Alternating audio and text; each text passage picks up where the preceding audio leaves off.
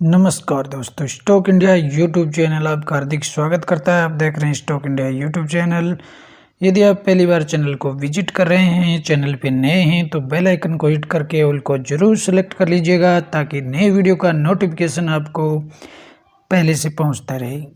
और मित्रों, बात कर लेते हैं इस वीडियो में।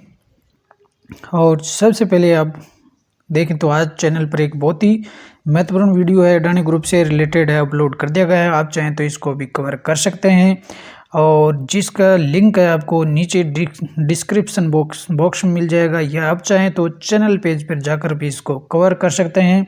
और मित्रों, अब बात कर लेते हैं इस लेटेस्ट वीडियो की। और इस वीडियो में हम सबसे पहले आ गए हैं नॉर्मल स्क्रीन पर, और इस वीडियो में हम बात करेंगे यस बैंक से में जो तेजी देखने को मिल रही है, उस यस बैंक पे तेजी के क्या मायने हैं, तो चर्चा कर लेते हैं यस बैंक पर। तो मित्रों, यस बैंक पर का जो स्टॉक्स है पिछले 4 से 5 जो ट्रेडिंग सेशन है उसमें काफ़ी वो तेजी देखने को मिल रही है।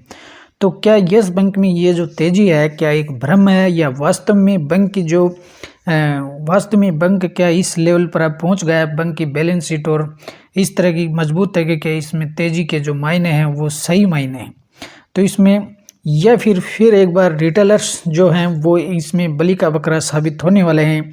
तो इन्हीं पर हम चर्चा कर लेते हैं। तो सबसे पहले हम बात करते हैं कि जब यस बैंक में कौन सी तलवार की गई है, वो ऐसी जो कौन सी तलवार है वो यस बैंक के जो होल्डर्स हैं उन पर लटकने वाली है। और ये जो तेजी है कि अचानक कब एक जादू से और गुम होते हुए देखने को मिल सकती है, इसका कुछ कारण है मित्रों। तो यस बैंक में जो लॉक इन पीरियड है वो ख़त्म होने वाला है। तो जो लॉक इन पीरियड वो यस बैंक में जो रखा गया है वो 3 साल के लिए रखा गया था। तो हम चर्चा करेंगे कि आप समझ नहीं पा रहे हैं कि लॉक इन पीरियड क्या है और 3 साल का जो लॉक इन पीरियड रखा गया था ये वास्तव में क्या है। तो यस बैंक में जो 3 साल के लिए जो लॉक इन पीरियड रखा गया था वो अभी इसी मार्च है वो समाप्त होने वाला है। तो लॉक इन पीरियड की हम चर्चा कर लेते हैं।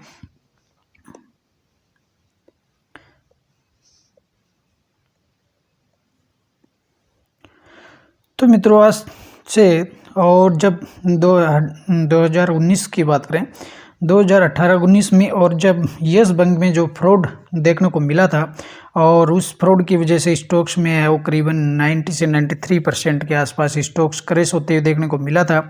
और उस फ्रॉड के चलते यस बैंक को फिर से खड़ा करने के लिए सरकार के द्वारा आरबीआई के द्वारा कुछ कदम उठाए गए थे, उनकी हम चर्चा कर लेते हैं। और उसी चर्चा में छुपा हुआ है कि लॉक इन पीरियड की चर्चा। तो मित्रों, बात करें तो जब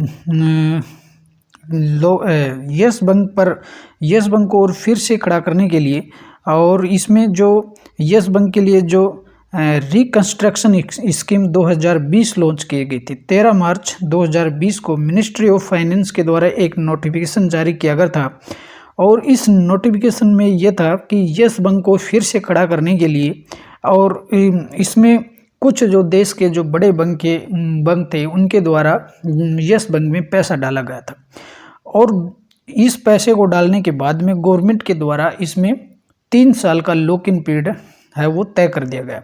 यानी इसमें जो देश के जो बड़े बैंक थे जिनमें हम बात करेंगे, जिनमें बड़े बैंकों की बात करें तो एसबीआई था, आईसीआई बैंक था, और एक्सिस जो बैंक था, आईडीएफसी फर्स्ट बैंक था, एचडीएफसी जो बैंक थे, इनका जो एक तरह से कहें कि इनका जो बड़ा पैसा है वो सरकार के द्वारा यस बैंक में डाला गया था।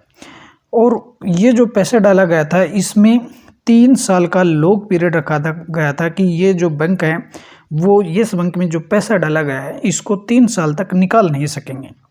और इसमें सरकार के द्वारा ये कंडीशन रख दी गई थी कि जो भी यस बैंक का जो भी शेयर होल्डर्स है, जिसके पास 100 से अधिक शेयर हैं और उसकी होल्डिंग पर 75% शेयरों को, यानी 100 से अधिक जो शेयर हैं उनकी जो होल्डिंग है वो 75% जो शेयर्स हैं उनको 3 साल तक है वो बेच नहीं सकेंगे, या उनको लॉक इन कर दिया गया था।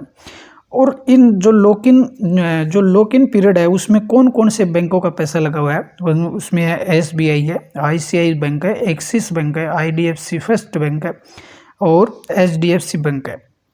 तो इन सभी बैंकों का जो पैसा था यस बैंक को बचाने के लिए, यस बैंक को फिर से खड़ा करने के लिए इन बैंकों का पैसा वो 3 साल के लॉक पीरियड के लिए डाला गया था। और ये जो लॉक पीरियड था वो लॉक पीरियड, ये जो पैसा था वो 2020 में डाला गया था। और अब 3 साल बाद देखें तो ये 2023 चल रहा है और ये मार्च 2023 का जो मंथ चल रहा है। तो मार्च 2023 में इन सभी बैंकों का जो लॉक इन पीरियड है वो ख़त्म होने वाला है।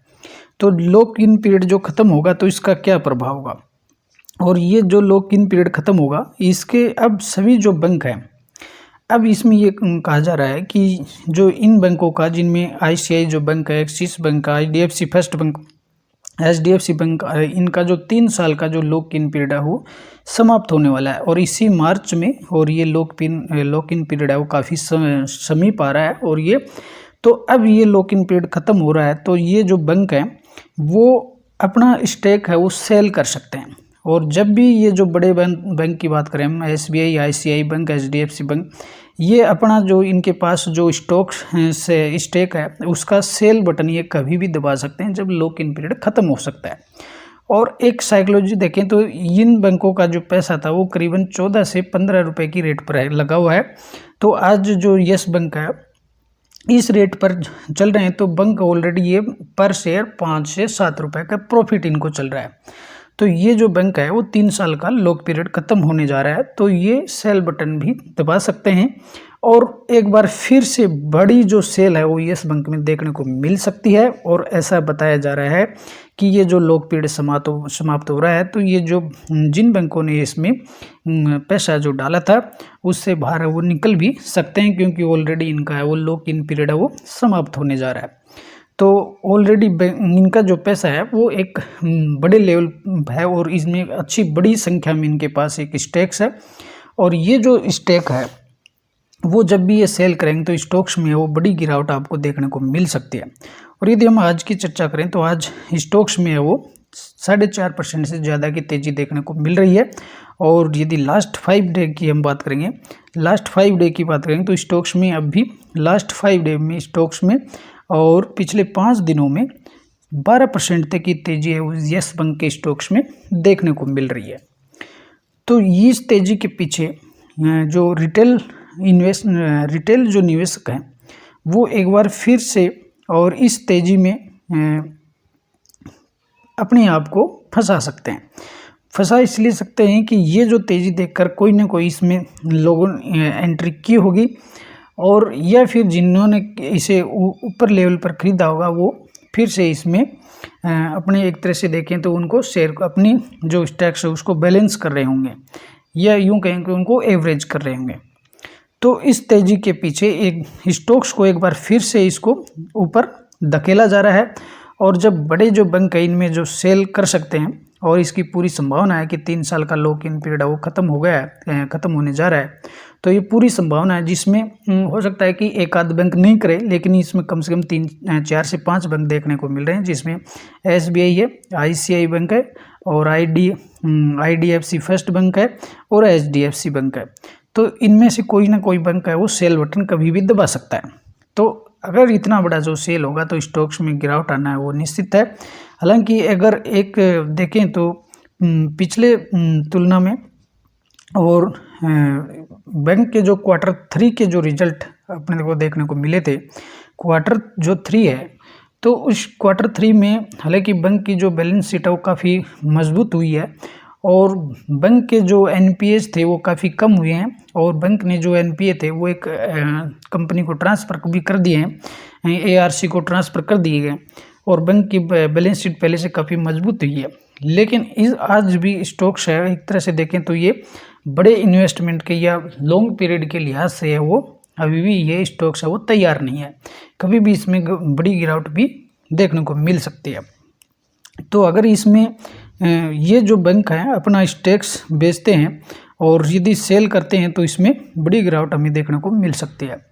तो लास्ट 1 ईयर की बात करें तो स्टॉक्स है 41% है वो दौड़ चुका है और स्टॉक्स है इतना एक 1 ईयर में करीबन है वो 40% दौड़ चुका है, तो इसमें एक गिरावट भी आना संभव हो सकता है। और जो बैंक अपना स्टेक्स जब भी बेचेंगे इसमें बड़ी गिरावट अब देखने को मिल सकती है।